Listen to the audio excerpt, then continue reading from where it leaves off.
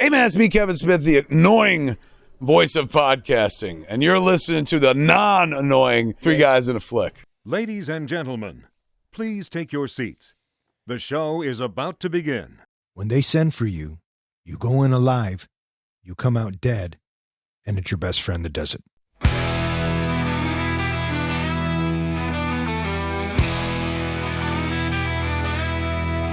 Three guys and a flick with Talkin and John.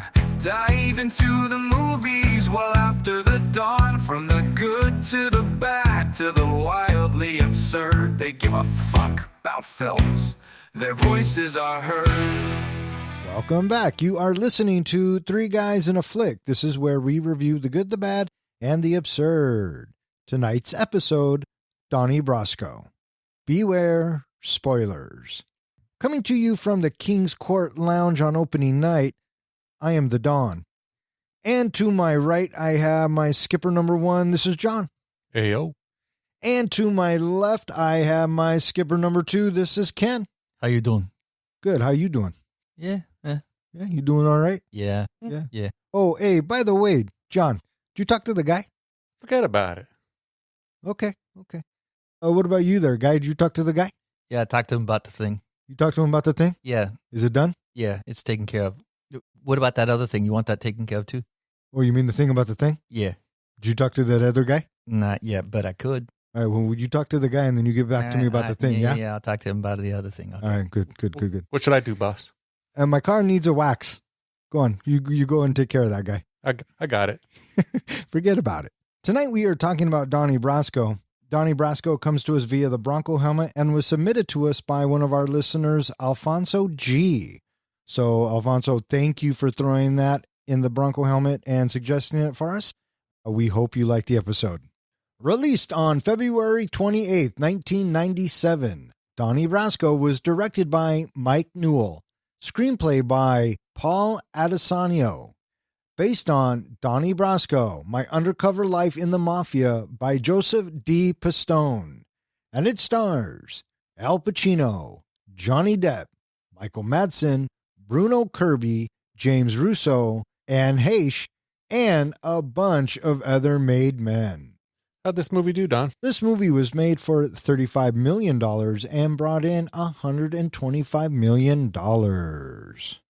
Did either of you guys see this movie in the theater? I did see this in the theater. No shit. Oh, yeah. You didn't see it? It was a rental, the wife and I. But it's Johnny Depp. I thought the wife would have been first in line. Okay, but is this before or after Pirates? Oh, was her thing because of Pirates? Pirates. Okay, never mind. It was before, listeners, just so you know. Did you see this in the theater, guy? It was my first time just the other night. Oh, yeah? I popped my Donnie cherry.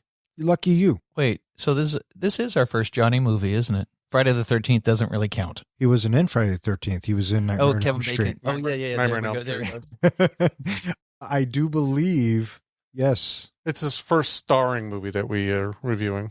Mike Newell, the director. You guys know any other movies by him? I didn't recognize the name at all, did you? No, did you? I only have one, and only because I read it. The Funerals or Four Weddings and a Funeral. 4 Weddings and a Funeral. And I've seen that one. I couldn't have connected to him before I read it. What about you? Have you seen it? Four Weddings and a Funeral, yeah. Yeah. Apparently, that's the movie that got him this job. So the other movie that I know him for, but I had no idea, was Harry Potter and the Goblet of Fire. Yes, I did read that he did that movie. The Goblet of Fire was the second one? No, fourth. Yeah, Azkaban's third, so Goblet of Fire probably is 4. I think Goblet of Fire is one of my favorite ones. I like that one. I like Azkaban. I like Goblet of Fire because it ends like Empire. Put that in your pipe and smoke it. This is, I think, our second mob movie that we've done here at Three Guys. We've only done one other mob movie? Goodfellas. That's it? Yeah. We've done other crime movies, but one specifically focused on the mob. I think you are right. Is this our third Al Pacino movie? You know, I was thinking about that earlier, and for the life of me, I cannot come up with the other two that we've done. What? Well, you know one of them. Oh, okay. Well, Scarface. Duh. Sorry. And? Well, we haven't done The Godfather, and we didn't do Jack and Jill. You hated his ponytail. Al Pacino's ponytail? No. Whose? Val Kilmer's. Val Kilmer and fucking Heat. Yeah. I was going to say Heat. Oh, my bad. Fuck, I forgot all about Heat. That's funny. Yeah, no, this technically is our second mob movie, and comic book guy, we were talking, and mob movies really aren't your cup of tea, are they? Not particularly. I don't know why. It just, they don't really interest me very much. And this one especially, just, I got through Goodfellas. You guys got me to watch that one. I ended up liking that one more than I have other mob movies. So now I hold that to compare to all other movies. And this one kind of fell flat for me compared to Goodfellas. Yeah, but what about Al Pacino? You like Al Pacino? I love the actors in this movie. Don't get me wrong. I love the actors. The story just didn't do anything for me. What about Michael Madsen? And I couldn't find any of the characters really he wasn't in it enough for me. What did he just say? He said he loved the actors in this. I love the actors. I just don't think they were given a good story. Well, okay. It wasn't an engaging story for me. Okay, and to be fair, I mean, comparing anything to Goodfellas isn't really fair. Yeah. True that. Because not only is it a masterful movie, and not that Donnie Brasco is bad or anything, it's just a different style, right? Mhm. Goodfellas was very fast-paced, slaps you across the face, keeps you engaged, whereas Donnie Brasco is a watered-down version of a mob story, I think. It's more of a character study, more of character development than Goodfellas. That's a good point. And on that note, I think it's a good film. Personally, I prefer the more action-packed, fast-paced ones, so I'm with you on that. But this cast, I mean, they put together some pretty heavy hitters. Well, one of the things I had to keep reminding myself of is this is based off of a true story. So what we're watching, so the way that the writer put it was 85% of what we're seeing in the movie is based off of what really happened. So I had to, like I said, I had to keep reminding myself, well, it's not, action-paced and fast-moving like Goodfellas, because it's supposed to be based on a true story of what really happened. Well, Goodfellas is based on a true story as well, right? You remember that? No, I don't remember that. That was based on one. Oh, yeah. There's a great podcast. It's called Goodfellas from, the guys. The guys. What? The guys. The guys. Yeah, the guys. Yeah. Yeah, So I know go the ahead. guys. So your job is to go listen to that podcast so you remember what the fuck you said. Don't make me listen to this podcast. Forget about it. Forget about it. Speaking of the cast, one of the things I thought was interesting is when they were first casting, they wanted Al Pacino to play Brasco, and they wanted Depp to play Lefty, and then decided to swap them. I think it was a perfect swap because I can't see Depp playing Lefty. No, I think that the age difference is too dramatic. Yeah. Touche. Yeah, you know what I mean? Because Lefty, his star has already, it's receding. Yeah, he's more than a guy Yeah. at this point. He's a wise guy. And he's been left behind. Right. So which tells us that he's been doing this a while. We mentioned Michael Madsen earlier. Can you guys, we've done a number of Michael Madsen movies here. Can you give me a couple? Kill Bill 1 and 2. I was going to say Kill Bill. He was in the Heat, wasn't he? I'm pretty sure he was in Heat, wasn't he? Really? Okay, maybe not. I thought he was. He's in all those types of movies. I thought his portrayal as a mobster was believable, Mm-hmm. especially in this time. I mean, we're in the late 70s, early 80s, right? So, Yeah, late 70s, early 80s. yeah. Anyone else jump out at you before we get to the two heavy hitters? It bugged me too. I had to go look up Bruno Kirby. Where the hell do I know him from? And then once I saw it, it's like, oh, yeah. You know what the Okay. first thing that pops into my head when I think of Bruno Kirby? Uh-uh. And if you do, and if you do. Yeah. All right, listeners, tell us in the comments where that's from. I didn't think Anne Heche did a bad job. I thought she was good. Yeah, I thought she was a good heavy hitter. Yeah. Yeah, she portrayed that well. This is second week in a row we get Tim Blake Nelson. He's one of the FBI technicians, him along with Paul Giamatti. Did you guys notice that? Totally. I noticed Paul in the movie, but he was so brief. I just flew by. Oh, well, you probably were falling asleep. Well, Tim Blake Nelson and Paul Giamatti, they played wonderfully dorky people. Oh, yeah. Yeah. And that's a great scene. Yeah. That's a great scene. We'll get to it. Did you know what actors were almost in this movie? I'm sure De Niro was someone. No, it Damn was it was Joe Pesci was almost Nicky in this movie. No, I remember reading that. And I could see that. And then they also tried to cast Ray Liotta and Gabriel Byrne in this movie. Although, wouldn't that have made it just a rehash of kind of Goodfellas? Well, Gabriel Byrne wasn't in Yeah, Goodfellas, but but with Ray Liotta, yeah, probably. And Even Joe with Joe Pesci. Pesci. And Pesci decided not to do it because he just did Casino, which came after Goodfellas, obviously. So good on him. Is The Usual Suspects a mob movie? It's a crime movie. I think it's a crime. I think it's not mob, it's crime. Yeah. I think in order for it to be classified as a mob movie, they have to say mob of some sort. I would classify it doesn't always have to be like the Italian mob, but you know what I'm saying. Wouldn't you call that one a heist movie? It's a crime movie. What's the difference? Well, I think there's a theme of a heist with criminals and all that. That's just kind of the type of movie. Like Ocean's 11, I don't know if I would call it a crime movie versus a heist movie. I think a heist movie revolves around the robbery that takes place for the majority of the movie. I think Ocean's 11 is a heist movie because it's more comedic and the outcome, no one dies, right? I think, yes, stealing is a crime, but as soon as you start pulling a heist and people start dying and detectives are involved and that's the theme of the story, like a Heat, I think it's more of a crime movie. This is something I've asked you guys before, but how do you feel about movies when it's, usually in a movie, you have someone who you root for and someone who you hope loses. This type of movie, it's hard to root for anybody. Did you kind of feel that too? And how did you feel about that? I was rooting for Donnie because, you could only imagine what he's going through. And I knew where Lefty's story was going because that's how all mob stories end. True. And yep. I was rooting for him because I didn't want him to die because when he gets summoned at the end, it's just fucking heartbreaking. So in this particular instance, and I know what you're saying, this one I was rooting for Depp. I was kind of on the border with Depp throughout most of the movie, but the moment he smacked his wife, I was like, kill this fucker. Oh, yeah, well, it's old school. How'd you feel, Ken? Were you rooting for anybody? I was for Donnie all the way. Okay. Yeah. Everyone makes a mistake, man. Yeah. And for him smacking his wife, I took that as it's a weak moment, and I'm sure that he's never done it before. I just felt like that was something that was a line that had never been crossed, and he is just too far gone. And when that happened, he's just like, shit, new low. But I was still behind him because he was our protagonist throughout so much of the story that we're almost to the end of the movie. It's like, why yank the carpet out from underneath us now? Yeah. Yeah. Favorite Al Pacino movie?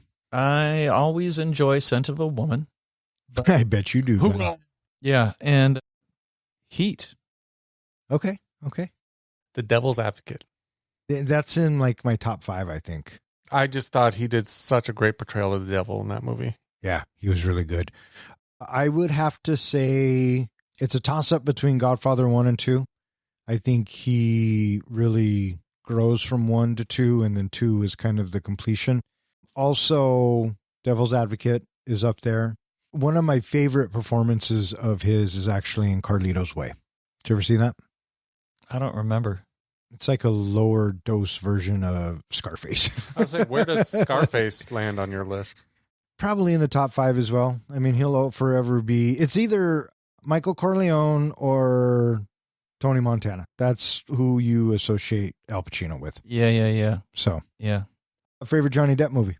Probably Pirates. Any of them? First one. First one? For sure. I think I have to go with the Pirates. Probably the first one. Yeah. I would probably say I think he's really good in this. I think he's really good in Once Upon a Time in Mexico. And I really like him in Alice in Wonderland. I love when he does characters. I think of all the Hollywood actors out there, he's the greatest character portrayal guy. I certainly have roles that I appreciate him in. He's fun to watch in Sleepy Hollow. I really dug him, a lot in Ed Wood. He was great in that. Uh-huh. And, having him do such diverse things, I think that it shows that, he's got quite the range. Did you ever see Blow, where he's a cocaine dealer? I'm trying to remember, Yes. but I know specifically the movie, yeah. But I don't know if I've seen that or not. Wasn't Paul crime Rubens movie. was in that movie as well? Yeah, Paul Rubens was in that movie as well. Fucking depressing. Yeah. But he does such a good job at it. Anyone else in this cast strike your fancy? It bugged me until I looked it up. James Russo. Where the hell do I know him from? Because he's got this face, that mug of his. where did I know him from? And I had to look it up, and I finally, oh, he's Mickey from Beverly Hills Cop. Oh, I know who you're talking about now. At the beginning of the movie. Yes. It's just like, okay. Hey, Don, is it about that time to do that thing? I don't know. Again, are you ready to do the thing? Yeah, I think we can do the thing now. You know the thing about the thing? Yeah. I'm good with that. All right there, Johnny boy. We'll go ahead and get started with this thing. Welcome to another edition of Master Movie Trivia. I am your reigning champ. You may call me the Don. I have compiled 5 questions and 5 questions only to test your knowledge of the movie we are reviewing. Each question could be worth multiple points, so if you know the answers, say it. And please wait until I finish each question. Question number 1. Why didn't Donnie want to take off his shoe in the Japanese restaurant? Because he had a recorder in it. Ooh, I'm going to give you guys a tie on that one. Yeah, he had the thing. Question number 2. What does Donnie call the ring Lefty presents to him when they first meet? Fagoni? Fazili? Close. A fagoya? No, it's called a fugazi. Fugazi. Yeah. What other Three Guys movie have we reviewed where they say that? Goodfellas? Nope. Fugazi, Fugaza, who never knows? No? Anybody? The Wolf of Wall Street. Question number 3. What happens to Donnie's Christmas present given to him by Lefty? Lefty takes the money back. Right at the very end. Classic Lefty. Correctamundo. Which is funny because that whole scene reminds me of that Christmas time and birthdays with my brother. My brother sends me a $50 gift card for my birthday every year. And then I turn around and I send him $50 gift card back. So really all we're doing is exchanging the same amount of money. Well, is it the same gift card? So it hasn't been, but this year I'm sending him back the same gift card. That would be funny if you guys just start sending the same gift card back and forth. Think of all the money you're going to save, right? Exactly. Question number 4. Why does Lefty get summoned to see Sonny Black the first time? Because giving him the lion. No, it's because of the restaurant. Isn't it because of the restaurant? It is because Lefty is being told that Sonny Black has moved up in the organization. Oh. But he also gives him the lion. I think he does give him the lion at that Yeah, he says, I wanted to give you a lion. Yeah, but that's not the reason. That's not the reason that he gets called to him. Bonus question. Gets sent for. What did Lefty think could happen? He was going to get killed. He was going to get whacked. I think I'm going to take whacked. Okay. but that's okay because I gave you the lion. So still up by 1, John. Still up by 1 with question number 5. We already had 5 questions. Hey, forget about it. I just counted 5 questions. Forget about it. And question number 5. When introducing a made guy to the gang, what are the words used?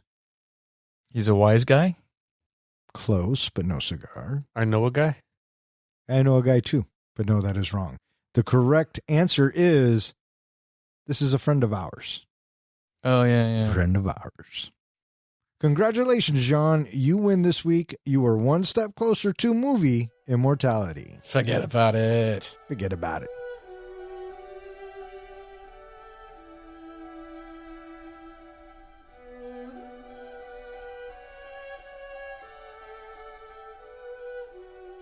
In 1978, New York City, aging Bonanno crime family enforcer Lefty Rigagero meets Joseph D. Pistone, an undercover FBI agent posing as jewel thief Donnie Brasco.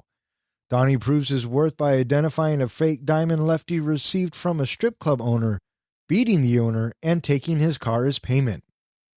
Lefty teaches Donnie the Mafia's rules and introduces him to crew members like Sonny Black, Nicky, Paulie, and rival leader Sonny Red.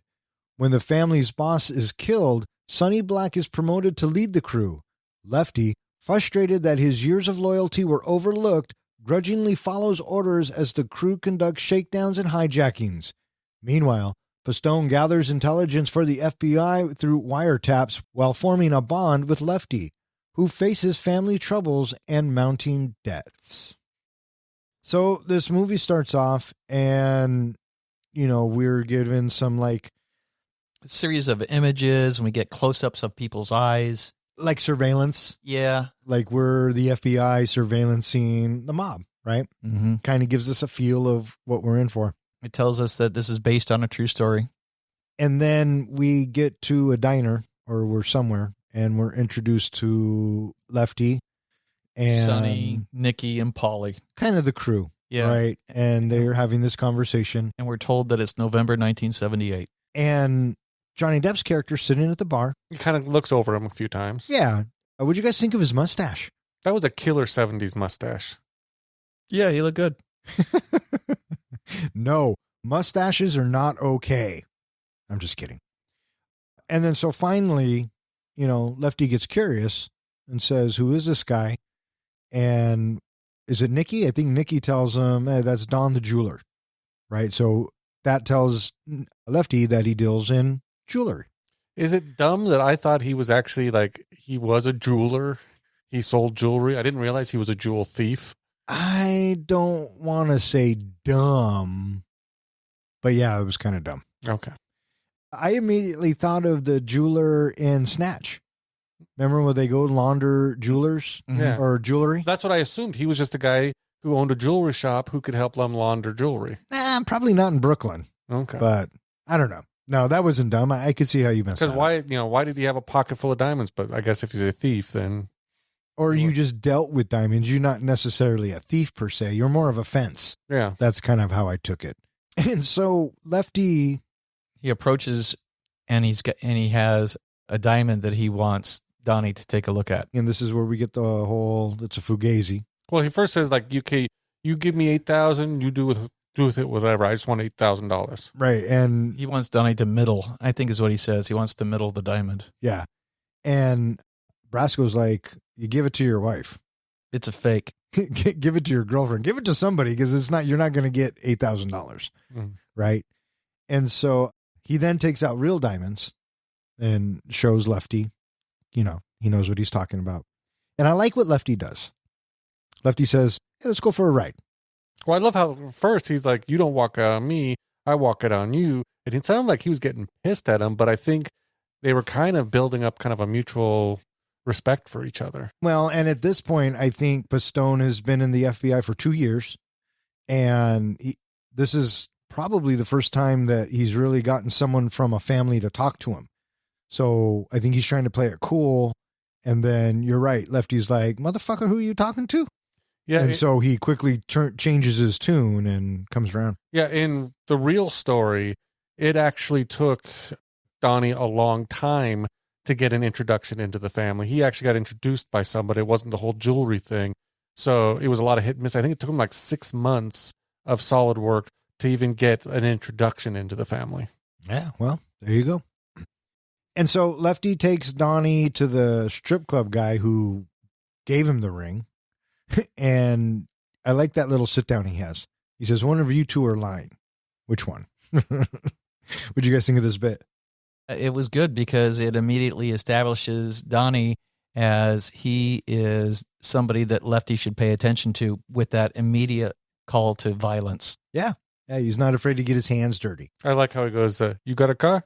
Give me the keys. And it turns out to be a Porsche. And I like when it cuts to... At first, I thought they were driving the Porsche. They're towing it behind Johnny's car or Donnie's car. Yeah. That was pretty good. And so we get this little bit right afterwards where Lefty, pull over here. Why? Just pull over here. And then he's taking the car apart looking for bugs or taps or something like that, thinking, are you a cop? Right. He's given Donnie the once over, trying to cover all of his bases. Because at some point, Lefty goes and he introduces Donnie to the crew. Well, he even says to him, if I introduce you and there's something wrong with you, it's going to get me killed. Yeah, it's all on me. Yeah. Right. Right. And we get the rundown about how the chain of command works, if you will. I appreciated that about this movie because in a lot of other mob movies, they don't really break it down for you. No, they don't. And the way they did it, Pacino was just real simple about it. And, what are you? You're a guy, a wise guy, a skipper, and a boss. Mm-hmm. So the one thing that confused me a little bit, and maybe the rules are different with different families, But in Goodfellas, I believe it was, they talked to become a made man, you have to have a certain background. I think you have to have that your family's from the old country or something like that. In this movie, he almost made it sound like anybody could become a made man. Yeah, and I think that is true. That you have to have some sort of Sicilian blood. But I don't know if that applied to the family that we're talking about or if it mattered. Do you know what basically the meaning behind being a made man? Nobody can touch you. Nobody, in the entire families, all of them, nobody can touch you without permission. Yeah, nobody can touch you. Immediately after this, we cut to a close-up of a typewriter, and the typewriter is showing Special Agent Pistone. Pistone. I like these bits when they cut to it every now and again. It kind of tells us a little bit about what's going on. It really does. And I didn't really notice it until it cut to the one where it says Special Agent Pistone has requested 5 first-class tickets to Miami. And I'm thinking, oh, yeah, get the fucking FBI to pay for everything. So Lefty, he's asking around now about Donnie, and he wants to know if he's, a stand-up guy. And Lefty, he's getting Donnie to, he's just, getting him up to speed, with the language of things and how things work, and, giving him that overall streetwise sense of things and how they work and how they talk amongst each other. Right. I appreciated their relationship. Because Lefty, I think, because he was feeling overlooked and passed up within the family, he sees this young kid and he wants to take him under his wing and kind of, totally lead the way and be that cool, wise guy, if you will. And I think that Pacino and Depp have great chemistry together. And even when Depp gets mad at Pacino or vice versa, it's very real. There's a couple of things that I thought of with their relationship. One, it's revealed later on that Lefty's son is a drug addict and he doesn't really have a connection with him. So I thought maybe, he'd kind of attach himself to Donnie as a surrogate son. This is someone he can actually now bring up and kind of mentor. Also the fact of, you mentioned he's been passed over so much that he's kind of, off to the side a lot. He's not really having anybody that he's connected to. This is a guy he's got now to watch his back and is someone he connects with who's on his side. Sure. And I think also indirectly somebody to look up to him, in the way that he gives him advice, like that bit when he pulls out his wallet, gives him, no. You pull it out of a wallet. You got to put a beaner on the outside and you wrap it around it. Yeah. Wise guys don't use wallets. Yeah. Like that. One of the interesting things I read about was one of the first scenes that they filmed in this movie between Depp and Al Pacino was them sitting in the car when Lefty is basically saying, if you're not going to screw me on this, you're not a Fed or anything, right? And trying to get him. And Johnny Depp would finish every scene by farting really, really loudly and ruining the scene. And it was pissing Al Pacino off every single time. And after several takes of him just getting so frustrated, Johnny Depp pulled out a whoopee cushion that he had been sitting on the whole time. Al Pacino thought it was the most hilarious thing he'd ever seen, and they became really good friends after that. And so made their connection in this movie more solid, more realistic. Yeah, sure. And so now we are told that the mob boss dies. And I remember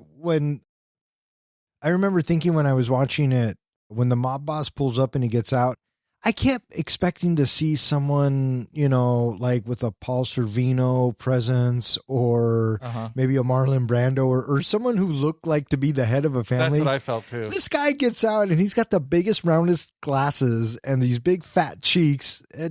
I thought it was funny. I didn't think that guy looked like a mob boss, but that's just me. But he got killed on a hit, right? Yeah. He gets killed pretty quick. And then Sonny Red. Right. We are briefly shown Sonny Red. He takes over and he's telling everybody, you're not making enough. We're not pulling our weight. Are you talking about Michael Madison? No. Okay. No. Okay. No. Yeah. So they're being told that they're not making enough. And then at the same time, Sonny Black gets moved up in the organization. Also, And go ahead. and this is where, before Lefty finds out about it, he gets summoned. Yeah. Thinks he's going to get killed, which to me, this whole summon thing and the way that he explains it to Johnny Depp that, I'm probably going in there and getting killed, getting whacked, is foreshadowing how the movie ends for him. Yeah, it does. You know that this is going to come up again, that he's likely to get summoned again at the end of the movie. And I think at this point, when we're watching mob movies, it's kind of inevitable, right? Because it happens in every single mob movie you watch. Somebody gets summoned and somebody gets killed, right? I like the way he is portraying his fear. And he's like, no, Donnie, you don't understand. If I get summoned, and chances are they're going to whack me, and it's going to be my best friend that does it. But I also like the honor in it. I mean, I don't know if I like it, but there's a type of honor in it that he's still going to, even though he knows this could be the end for him, he's still going. Well, he does what he's told, right? Yeah. He's a good wise guy. And so they get there, and it turns out that they're not going to whack him. And Sonny Black has been moved up because it's like the progression. Sonny Red is now the boss, and Sonny Black becomes a skipper. And he gives him a fucking lion. And I thought that was a joke at first. Yeah, that's pretty crazy. I loved the very next scene. That lion's in the back of the car. In the back of the car, and they're feeding it the burgers. He looks like a dog or a puppy or a big cat, because that's what he is, right? Licking the. Where do you think that mirror? they put him after that? I don't know how they even got to the burger place. Because we don't see the lion again. I think again until Yes, we the do. casino. At the down in Miami. Yeah, Yeah. I was saying that's the next time I think we see him. So where were they keeping him all that time? Who knows? I don't think it matters. I Forget want to. about it. What I want to know is they put the lion in the car out of the cage when they left the meeting. They went and drove and got hamburgers, all with this lion in the back seat. Yeah. Well, I It's a want to know. conundrum. Somebody, they obviously either stole that lion from somebody or did something. Nobody is looking for a lion. No, I And guess wouldn't it be a not. little obvious when a lion's in a back seat at a drive-in? Not necessarily. Okay. Who knows? Who knows? And so throughout this whole experience that Donnie's going through, every now and again we get him calling home and trying to talk through shit, and his wife, getting pissed off and all that. And then every once in a while we get to see him go home. Yeah, and so here he is. He goes home. It's Christmas time, and the wife, she's unimpressed. The night's over with. She's doing the dishes. Look at what the reindeer dragged in. Yeah. And it turns out that, the kids aren't there, and But they start bickering pretty darn quick. they do, but then it turns into sexy time Yes. because she's missed her Johnny Depp. One of the things that I don't know how much they really cover in this movie, the whole investigation, the whole undercover operation of Pistone took over 6 years. And I believe it was the first 6 months, his family got moved across the country or moved somewhere else so that they wouldn't be in danger while he was undercover.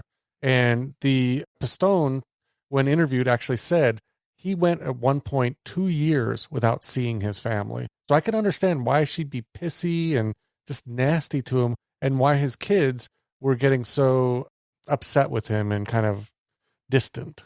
Yeah. Well, I mean, he put the job before everything else. I don't think I could do that. I don't think I could do something so dangerous and so, being away from my family that long, even if it is to catch a bunch of criminals. I am confident that he had no idea what he was in store for. He thought it would be 6 months at the most when he. This is one of the first times this has ever happened, right? Someone infiltrating the mob like this. Well, Roosevelt, I believe it was Roosevelt, didn't want agents to infiltrate like that because he thought it was too dangerous for the agent and for their families. They still went ahead and did it, and Pistone's undercover work led to more undercover work down the road by other agents because he proved it could be done, and it could be done without, getting an agent killed. That's why Roosevelt didn't want him to do it. Why? He'd lose too much money. That's probably true. too. The mob has been in bed with government officials forever. Yeah. So, but that's neither here nor there. And so we kind of go through this montage of the crew trying to make money. And so we see hijackings and Yeah, it's the thug life we're looking at. and it's a way tamer version than like the version we get in Goodfellas. And so I like the bit when they're back at the lounge or wherever and Lefty's pounding on a parking meter. Yeah. Times are hard because they are scraping for nickels. Yeah. And then also we see Brasco not only communicate with home, but we also see him communicate with his buddy in the FBI. Yeah, and he meets up with that other FBI informant, and they got a guy down in Miami that they want him to back. Yeah. And I like when he walks in and the head guy is there and then his buddy guy is there. His handler. And he's like, yeah, just go down to Florida and get into bed with this guy and bring the mob. And Johnny Depp's like, what? It's fucking insane, right? But and that he's starting to wear a wire, right? And so he has that tape recorder wire contraption. It's been revealed to us a couple of quick times. Yeah. Yeah. Which leads us to the Japanese restaurant scene. What'd you guys think of this bit? You know, having that happen, I would have been dropping a deuce. Holy shit, what am I going to do now? Oh my gosh. I thought it was interesting because it didn't catch at first. That's why he didn't want to take his shoes off. It took me a sec, but then I realized he must have had, because they had checked him before for wires. They never checked his shoes. Oh, I knew that was exactly why he didn't want to take off his shoe. But I feel like the restaurant owner likely knows these guys are mafia, knows that these are, you know, those kind of guys that could do these things. I feel like he wouldn't have pushed so hard for the guy to take off the shoes. Well, he did, and he got what he got. He got the shit kicked out of him. That's right. But all these little things, you know, at some point, a warning bell probably should have gone off with Sonny or Lefty or somebody, especially later on with the airport scene. You think that would have set off some, because they were so suspicious early on. I'm guessing that that's just how the scene played out in real life. Yeah. Oh, yeah. Brasco made up a lie and told him it brought being in a Japanese place or being told what to do by a Japanese person brings back post-traumatic stress. And Sonny decided, all right, I'll back your hand. Yeah, they bought it. They actually, when they were filming this, they got a hold of those tapes of those recordings that Pistone had made. And a lot of the dialogue and the language and the styles all came directly after. So you're absolutely right. It could have been an actual thing that happened. Yeah. And then after the scene concludes, we have Donnie. He is sitting there by himself, and we have this ominous music, and then the camera slowly starts tilting left and right. You know, that, okay, Donnie's feeling really woozy here. He is not clear where the line is right now. Right. And so, yeah, having that sense of fuzziness about, you know, where is his allegiance supposed to be, it's definitely telling us, the audience, that he is struggling. Yeah. Good camera work. And I think Depp does a good job on treading that water and being in the middle of both those lines. So.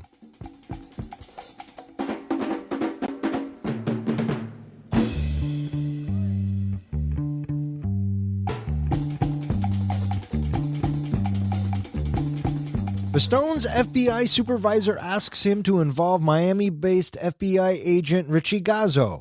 Pistone persuades Lefty to meet Richie and start an illegal gambling operation in Lefty's tavern, hoping to impress local mob boss Santo Trafficante Jr. with a yacht party and gain his support. When Sonny Black learns of Lefty's Miami plans, he intervenes, aligning himself with Trafficante and taking Donnie under his wing. Lefty feels betrayed, cuts ties with Donnie, but reconnects after Donnie comforts him during his son's near-fatal overdose. Pistone's undercover life strains his marriage, and his long absences and increasingly criminal behavior push his wife Maggie to her limits. So we have Donnie, and I guess it's a little bit of a carpet call, but, you know, he wants to know what's going on with money, and we, the audience, are told that Sonny has to come up with $50,000 every month. Every month. And these guys, they got nothing for him. And Donnie's like, hey, I know this guy in Florida. He's a guy, right? I was confused at this scene. Was this like him and Lefty trying to put something together without Sonny Black knowing? Because Sonny Black figures it out. Or was this a whole thing like they knew about it ahead of time? Well, they're at the tavern and Donnie says something about, I might know this guy in Florida, to everybody, to Sonny and everybody. And that's when Lefty looks at him like, what the fuck are you doing? Right? And then they go for that car ride. So it's already implanted in Sonny's brain that this thing in Miami might happen. This is one of the things that I didn't really catch until later, that a lot of the crew has like other things going on that they don't directly report about. But when like Sonny Black says, I need something from, you have, what do you got going on that you could pay me more money? They all are supposed to fess up. Yeah. Yeah. And so Donnie and Lefty go down to Miami and they meet this Richie Gazzo.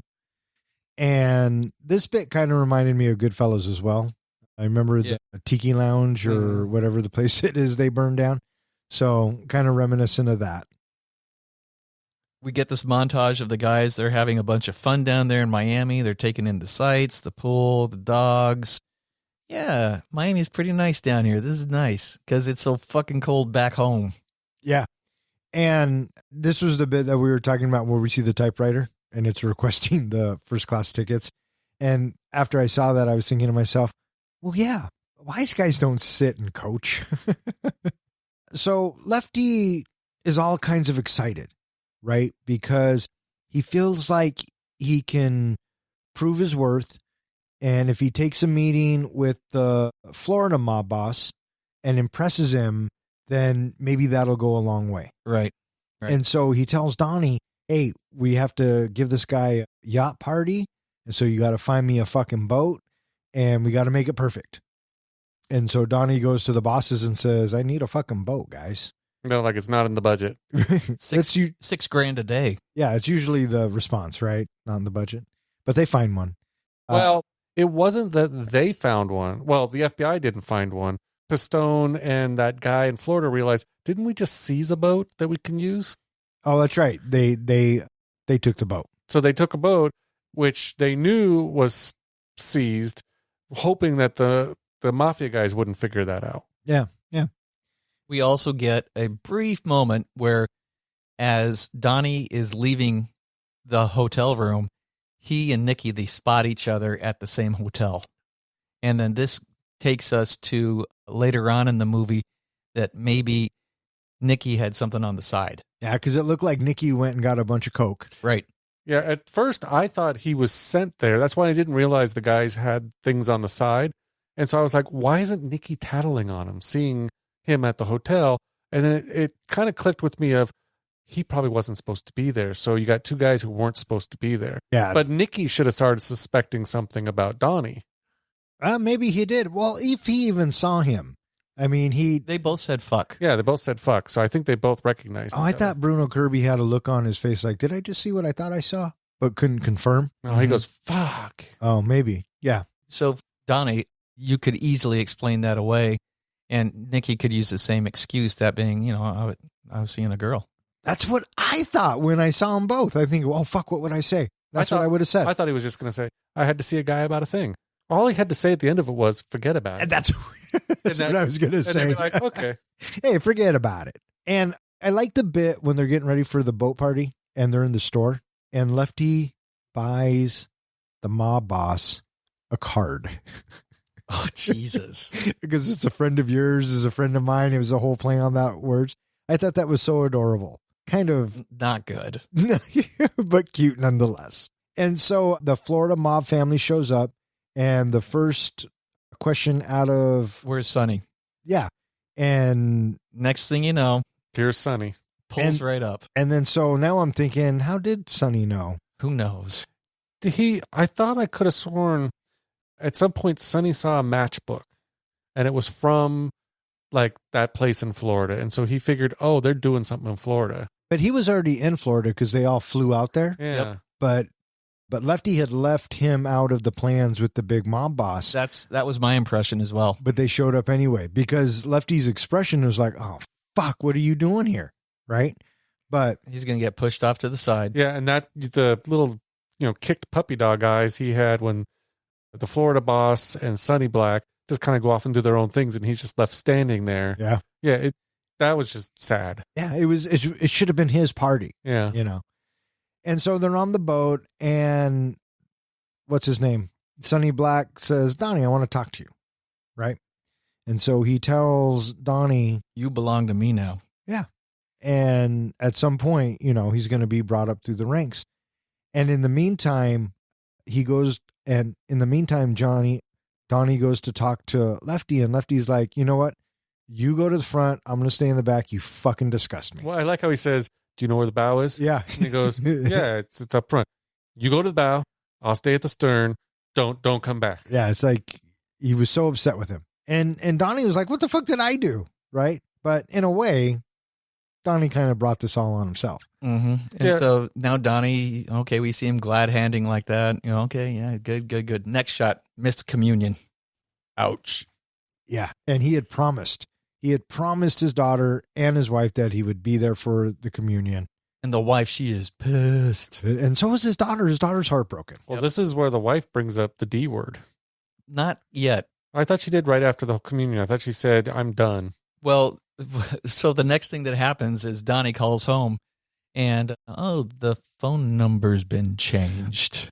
I thought for some reason that was something else. Like I thought when he was calling the FBI, they had cut him off for something. I thought he was trying to call in.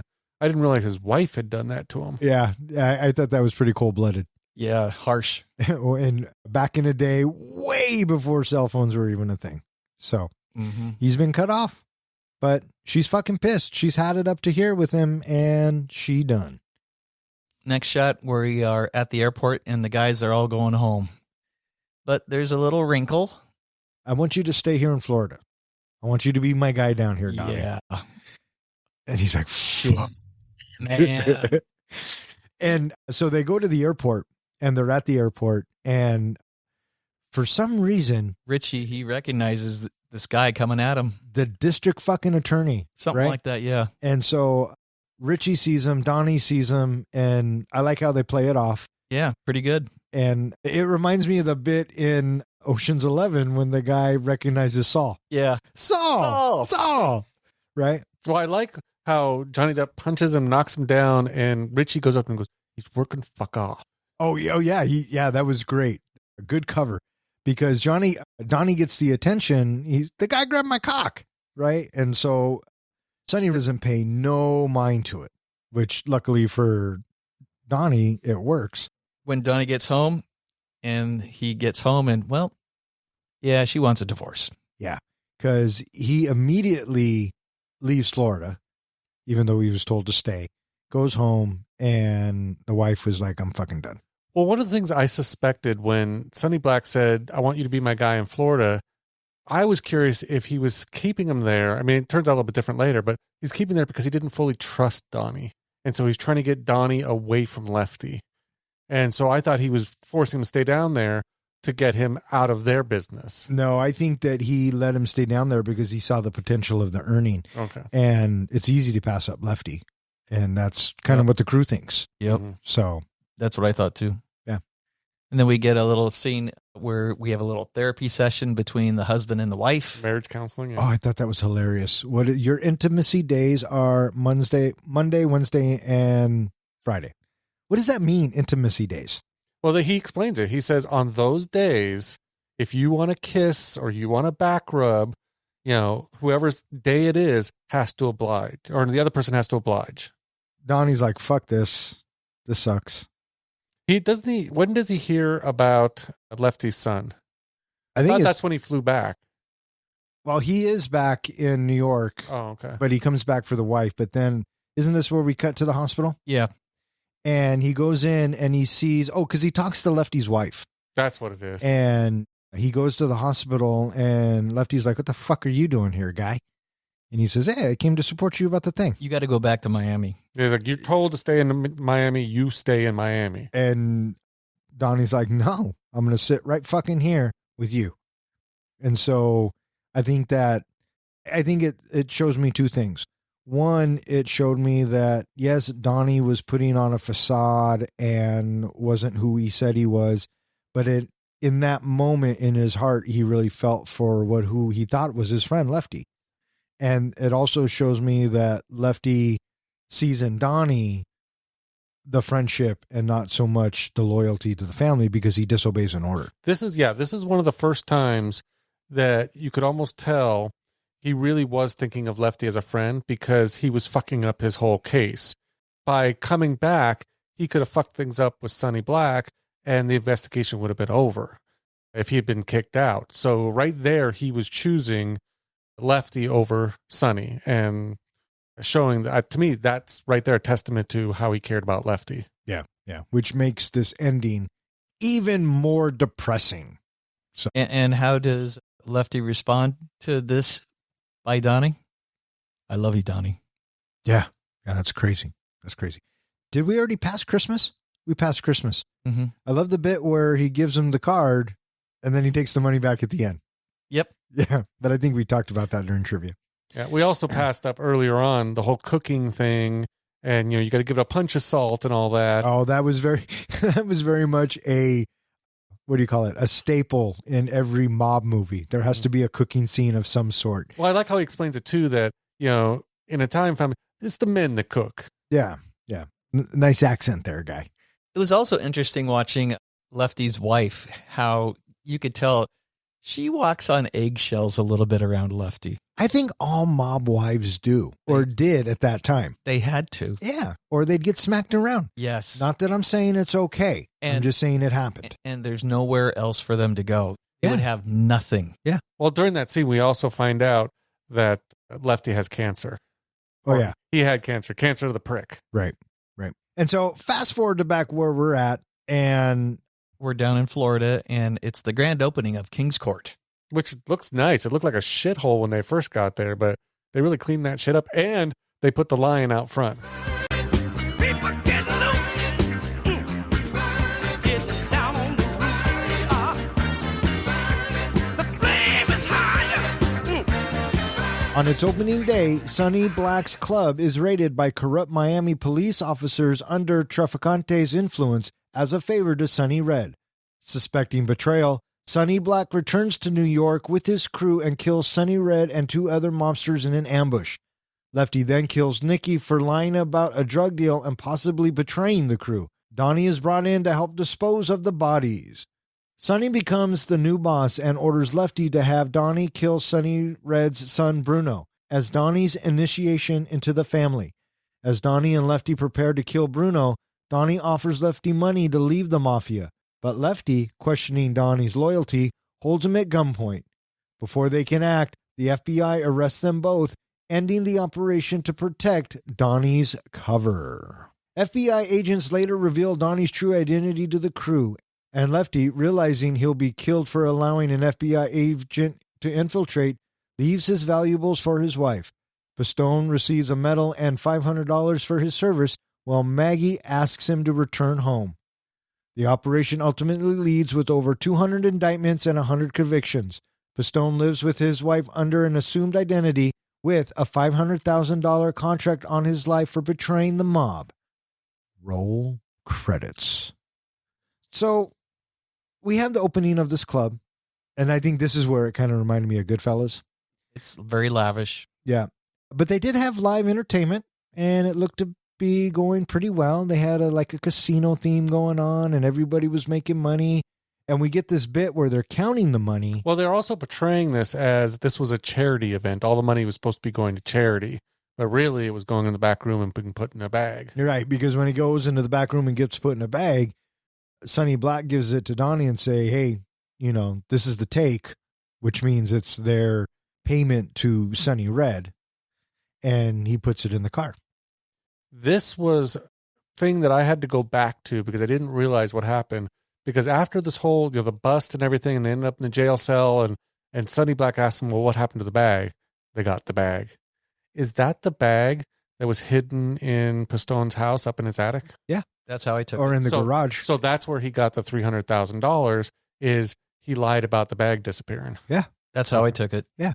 because the raid happens, and just as Donnie puts the money away too, right?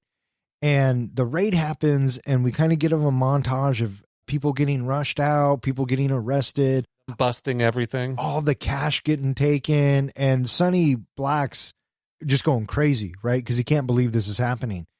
And I mean, they're fucked. They're proper fucked.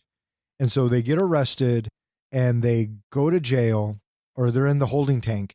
And it's actually Lefty who says, There's got to be a snitch here.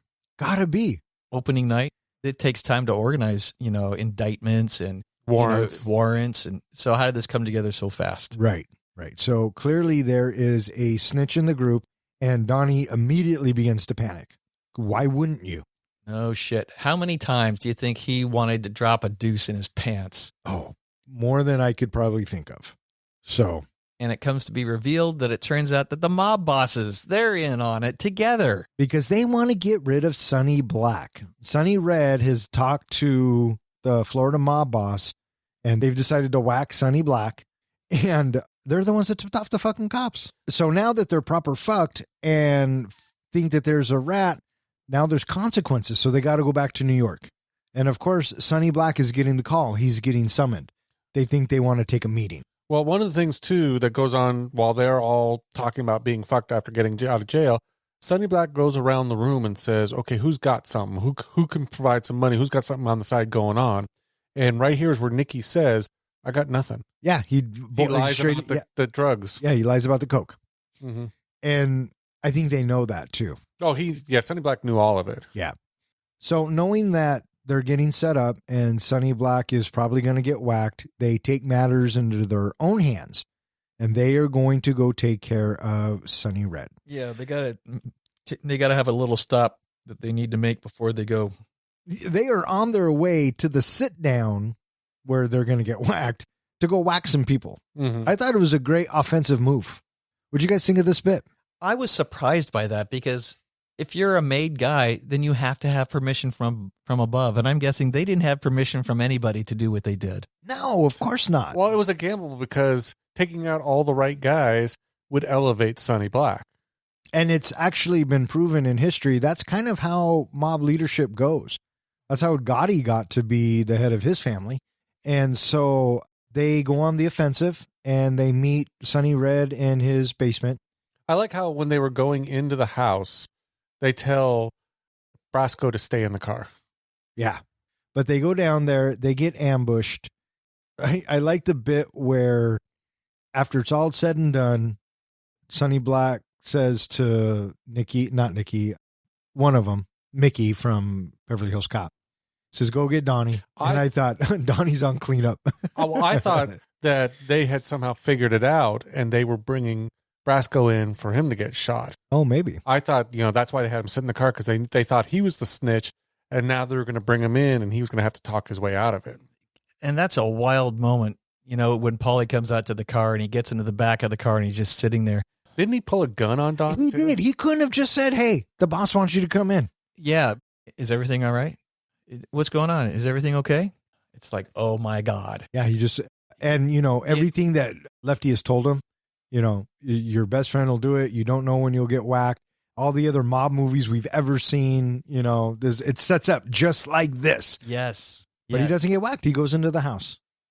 And then just like that, Donnie, he staggers when he comes into the room and sees the bodies. And then they're shaken. Yeah. And as they are piling the bodies up, Lefty walks right over to Nicky and shoots him in the head. I didn't see that coming. Did you guys see that coming? No way. No, I didn't see it at all coming. I don't think anybody did. But they apparently assumed that Nicky was the snitch. Or was stealing from him. Well, he was holding out on them. Holding out on him. And you don't hold out when Sonny Black asks you if you got anything. And right. So right after he gets 2 in the head, there's Sonny. All right. Come on, let's get to work. They have to cut everybody up. Did you like the part with Johnny Depp doing the little saw thing and trying not to puke? He's dry heaving? Yeah. Yeah, no, that was a bit much. Oof. And, I'm guessing that was probably part of the 85% of the actual story. Yeah. Oh, I don't doubt that for a second. Yeah. Yeah. And so now it's afterwards, and we have the car ride between Lefty and Donnie and he says there was a rat in Florida and never say his name. And Donnie's like, say his name, say Nicky, because he wasn't the rat. What really happened was the cops weren't just paid off down there. So they were basically just hitting us because we didn't properly pay them off. Right. Richie was the one that fucked up. Yeah, it was Richie, not Nicky. Nicky was loyal. And which is funny because none of that happened. It was the other mob boss that tipped him off. Mhm. So it's funny how they come up with their own conclusions. Right. But, Lefty, he's adamant. You can't say his name. And then there's Donnie, say his name. Say his name. His name is Robert Paulson. And I like what he says immediately afterwards. Lefty says, he's a rat because Sonny said he was a rat. I'm a spoke on a wheel. And so was he. And so were you. I love that line. That's a great line. And delivered so well by the master. And so now Sonny wants Donnie and... Well, I like how Sonny shows up for work and he's the new guy. And, hey, yeah. And they put the jacket over his shoulders. He's dressing better. And so now it turns out that Sonny Red had a son, Bruno.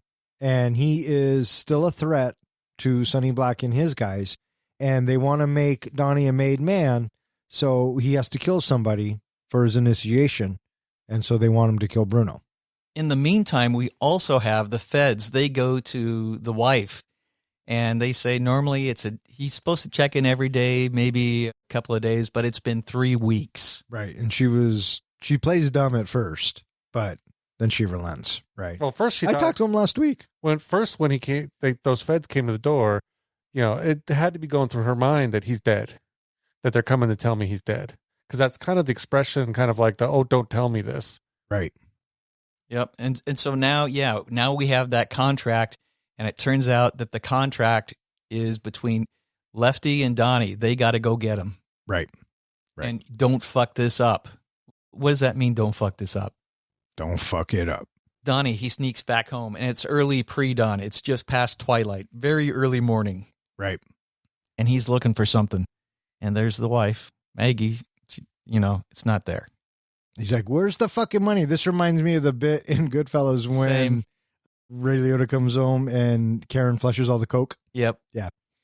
But it turns out that Maggie kept the money, and it's the same money that was in the trunk from the nightclub. $300,000. How do you know that? I counted it. Right. Well, she had the time. Is this Right. where he smacks her? Yes. Yeah. Some bitch. Yeah. And then he explains that, he always wanted to be the guy wearing the white hat, being the good guy. And now he's realized he's one of the bad guys. Yeah.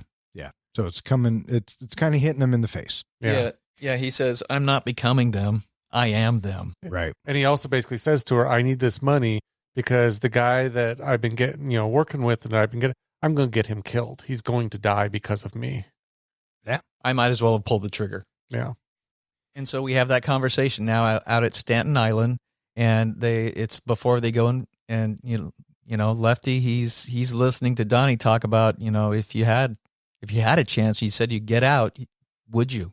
Right. Because they also, Lefty has been talking about this boat this whole time as well. Well, there's also something that is almost like a callback from earlier when Donnie was on the plane coming back, I think, from Florida. Yep. He pulls out a magazine and sees the boat mentioned in the magazine with a picture. Right. That it was seized on a federal raid. Yeah. And while they're in the car and Lefty starts questioning him of, are you a rat? Or, that kind of stuff. He pulls out the same article. He pulls out the article with the picture and says, I know about the boat. And Donnie does an okay job saying, well, I didn't know it was a Fed boat. You told me to get a boat. Yeah. Yeah. If you're a rat. I had you in my home. That makes me the biggest mutt in the history of the mafia. Oh, boy. Bringing an FBI agent into the mob. Crazy. But how many times this guy, looking at death in the face, and he is one cool customer. And so Lefty won't take the money, and Bruno comes in the picture. But before they can do it, the FBI feds show up, and both Lefty and Donnie are arrested. And, having that moment happen right at that moment, I could tell that Lefty was steeling himself to, I may have to shoot Donnie. If he doesn't go for Bruno, he is a Fed, and I got to whack him. Right. Well, there was that whole thing of that Donnie was in between. He was out kind of out in the open, and then if Bruno turned around, he was going to see Donnie because they pulled the plug, and Bruno was heading that direction. And he was questioning, why isn't Donnie getting the fuck down so he can hide and we can whack this guy? And so when the feds arrest him, they tell Lefty everything. And Oh, we get the one more the little typewriter bit that Donnie Brasco was terminated. right, Well, that the investigation's terminated, yeah. right.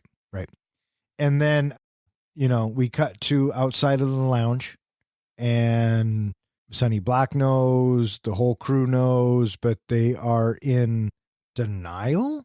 I don't think it was denial. I think that everybody was playing their part the way that they are supposed to. I think so too, because we know what's about to happen. Well, those two FBI guys come in right before that and tell him, With the pictures. with the picture saying, this has been an investigation. This really is, Donnie Brasco doesn't exist. He was a plant the whole time, blah, blah, blah. And you could just see Lefty's face during that whole thing. Oh, yeah. Just to crush and knowing that, well, I'm fucked. I'm dead. Yeah. And it turns out he fucking is, right? So they pull him out of undercover. And I like the bit where it's just fucking heartbreaking. Lefty gets the call. And what was he watching on the TV? Something animals? This fucking hyenas eating each other. Well, it was the same thing he was watching earlier, and it really did connect to me, that basically he's watching the way things work in the mafia is, Exactly. is that the hunter kills the prey. Absolutely. You like how he takes off all of his jewelry and puts it in the drawer and then closes the drawer, but then opens it so make sure she'll find it. Yeah. Because he knew. And he tells her that he loves her. And he leaves. And, seeing that $5 bill, that's how broke the guy was. When I saw that $5 bill, it's like, man, this guy's got nothing. Yeah. Well, the next scene of Pistone getting the award and the congratulations, all that, I kept thinking he just got $500 and got Lefty killed. I was just stuck on the whole $500 bit. Yeah. For 6 years. That fucking sucks. $500. And the brevity of the ceremony. It's his family, and that's it. And the ceremony is what, like 30 seconds in a picture? It was a photo op. Yeah. Total photo op. Wow. Complete kick to the balls. Thanks for a good job, boy. Yeah. And, it ends with over 200 indictments and 100 convictions. So, he did okay, right? I like the bit where they tell us he still has a $500,000 bounty on his head. Yeah. But I don't even know if there's a mob anymore. So who knows? Do you want to know the real facts of how this whole thing ended? No, not really. I'm going to share it with you anyway. First of all, Pistone retired from the FBI like 5 years later. He was so fed up with them. But even recently, he is still testifying and helping people, being an expert on the mafia. He's still helping them put people away with all the information he figured out and he knows and all the connections he made. But in real life, the guy who they portrayed as Lefty lived. He didn't die. Sonny Black got summoned, got killed, and they found his body with no hands. So he was the one that killed. Lefty died in prison of cancer. Yeah. He eventually got arrested for drug racketing, illegal gambling, and attempted murder, basically, I think, of Bruno. But he got arrested, and he went to prison. I was supposed to serve like 20 years. They let him out in like 15 years or something like that because he developed his cancer, came back, and they let him go die at home. Yeah, I also read that Lefty allegedly was arrested by the FBI when he was probably headed off to get, he was sent up. And so, he dodged the bullet, if you will. Sonny, apparently, when he was sent up, he ended up giving his personal effects to the guy at the bar, the bartender. Mm-hmm. And that was Donnie Brasco. Welcome to a new segment we like to call Face the Wheel.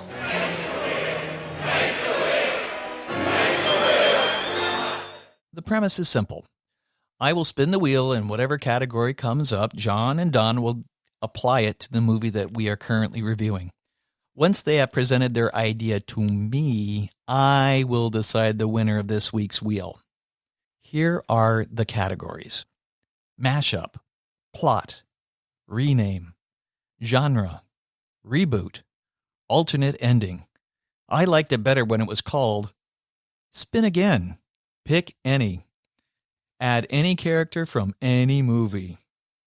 Here we go.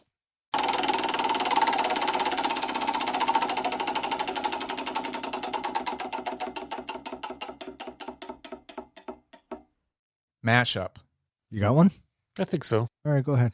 If I was going to mash it up, I would have these guys, these mob folks, dealing with a fight of another mob from another part of the country. And really, I'd just be mashing up Goodfellas with Donnie Brasco, with him caught in the middle of maybe he had infiltrated one and then infiltrated the other. And they're realizing we got a rat in amongst of both of us. And maybe the two mobs end up working together to go after Donnie. I feel like you're just making Donnie Brasco, but just with more mob members. Basically, I am. But I wanted to have more of a feud between two mobs. Oh, I see. That's what I was trying to create, is more of tension between the two mobs of you don't know when someone's going to get whacked. I got you. There's a better Miami mob that you could pick. Which one? Well, I'll tell you afterwards. Okay. He's already thinking about mine, so good luck. Oh, I think I know which one he's talking about. Okay, I'm going to go in a completely different direction. And as Donnie is infiltrating the mob, they go and they have, you know how the mob are always finding shit off of trucks? Well, they find something very spacecrafty. And it turns out that the Predator is in town and he is hunting all the mob bosses. And so I am mashing up. Oh, and it's up to Danny Glover, who's a cop in New York. He got transferred to find and catch the Predator, but he teams up with Joe Pistone because he needs an in for the mob. So I am mashing up Donnie Brasco and Predator 2. Is this like the third or fourth time you've used Predator? This is the first time I've used Predator. Fuck you very much. Well, it's the first time you've used Predator 2. You've used Predator before. No, I didn't. Yeah, there's been one. When? I can't remember the exact Then there isn't. Okay. We'll have to go back and actually listen. Yeah, well then I challenge you to tell me when I used it. Okay. I almost stole Joey's idea from last week of let's make a mockumentary of the mob and have like camera guys following around this whole movie. Oh, that'd be kind of fun. And kind of have almost a comedy. Yeah. But that would have been stealing from Joey. So? Yeah, so you don't take the guy bird watching. Why not steal his fucking ideas? Yeah, but I pay for his bird watching. But that's not the same. He probably appreciates that more. So John has Donnie Brasco with Goodfellas, and Don, you have Donnie Brasco with Predator 2. Well, hands down, Predator 2. And Don, the point goes to you. So there you have it, listeners. And that concludes this week's Face the wheel.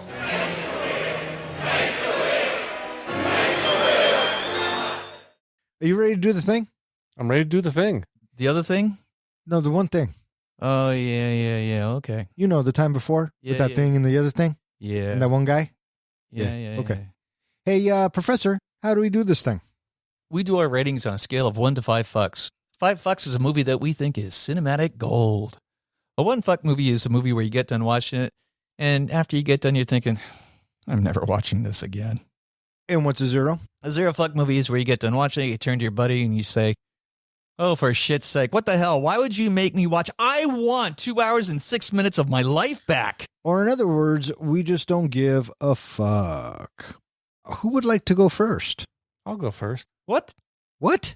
I'm going to do this thing. You going to do this thing? I'm going to do this thing. Forget about it. Forget about it. Before I do this thing, though, Don, you want to guess what my rating's going to be? Forget about it. You're going to give this movie 2.25 fucks. Is that your final answer? Forget about it. Forget Okay. about it. Donnie Brasco delivers strong performances with Al Pacino and Johnny Depp bringing intensity and depth to their roles. The character development is top-notch, giving a raw, realistic look at the emotional toll of life in the mob. However, the film's length is a drawback for me, dragging in parts and making it tough to stay fully invested. Add to that the difficulty of rooting for any of the characters. And this becomes challenging to watch for me.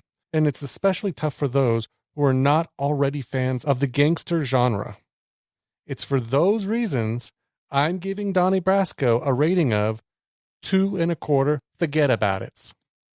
Damn, bang, nailed it. That was probably the shortest review ever.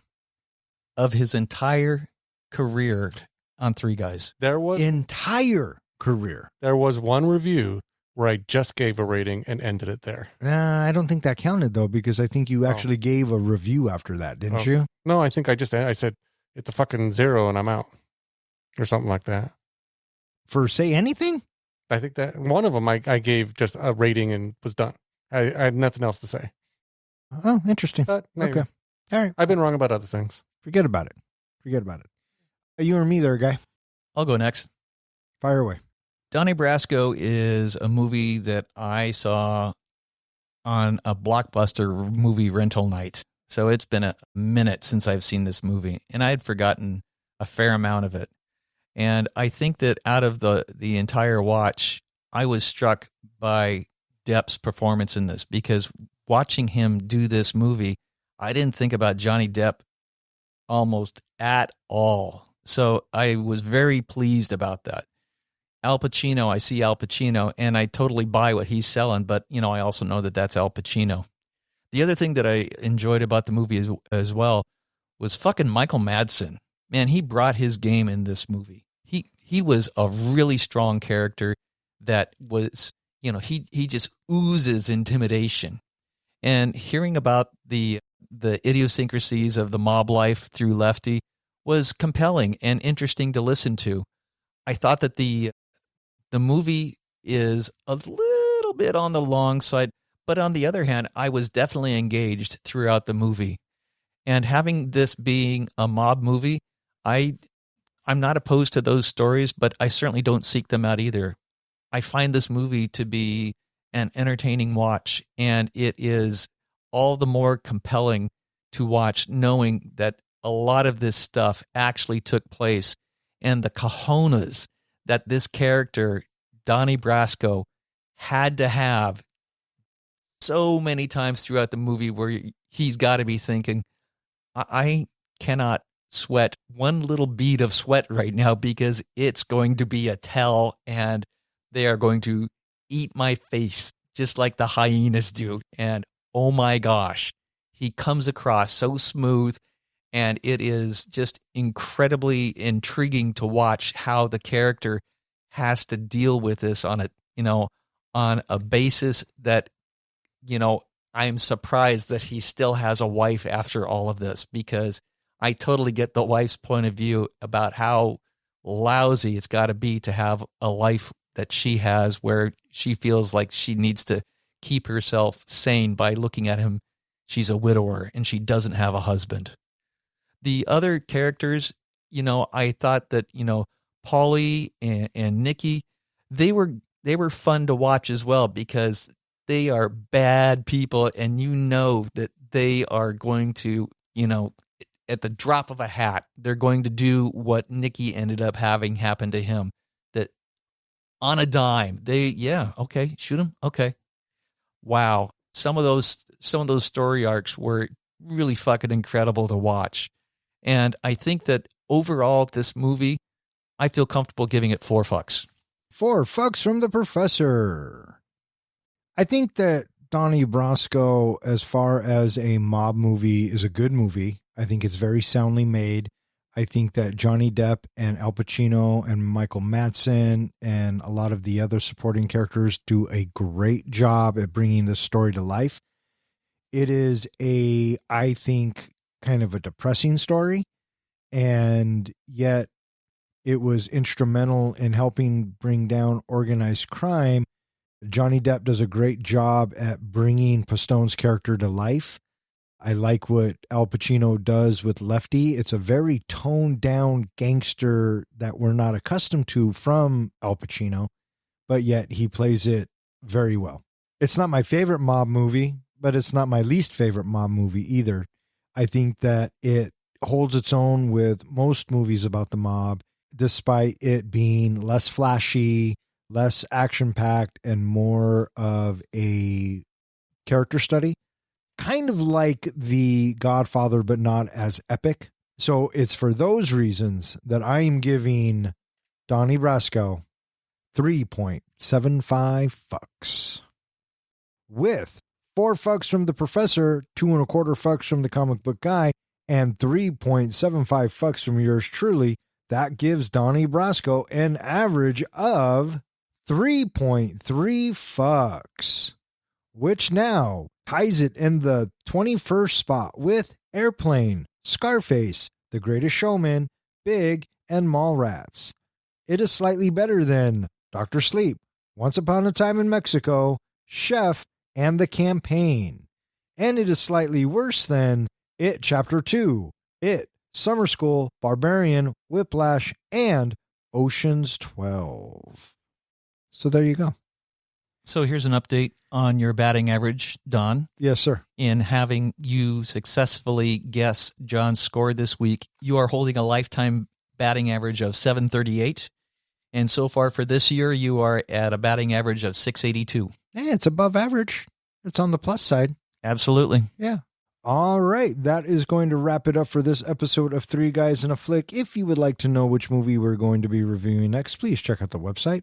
Speaking of which, hey, John, where can they find us?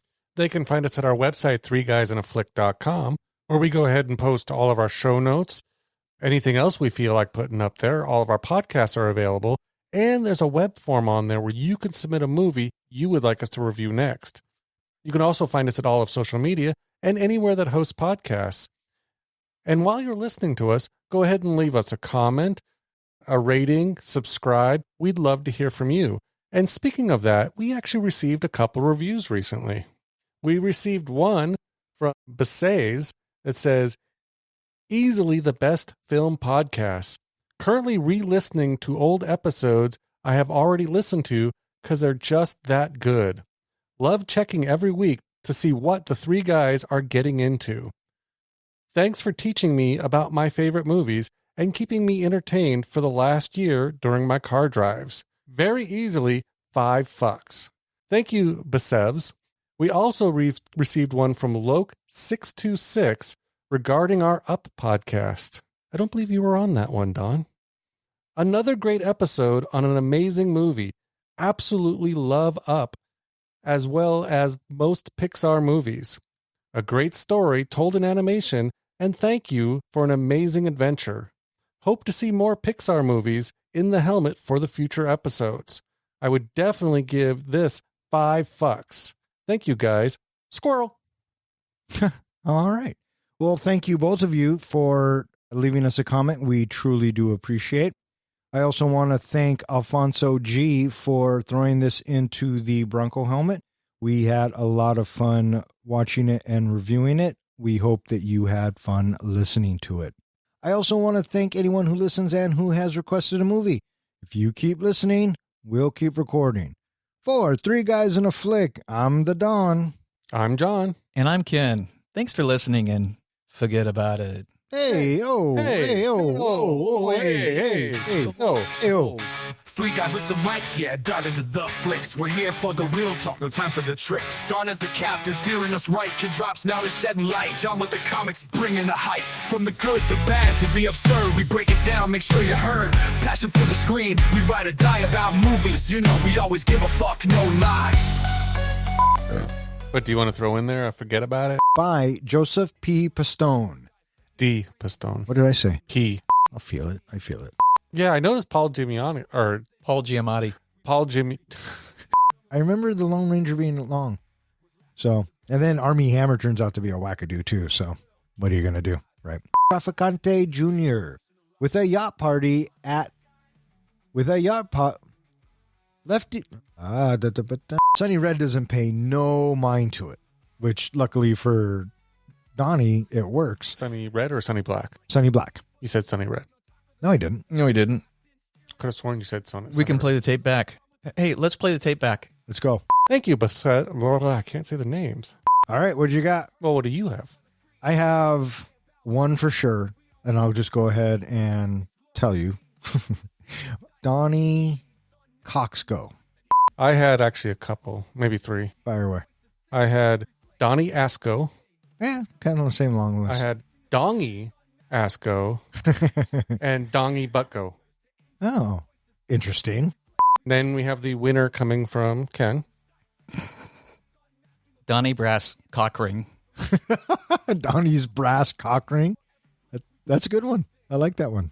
All right. May all of your days and nights be filled with happiness. All right. Fuck off. Good night. That's the vibe. As 3 guys in a flight, keep the passion alive.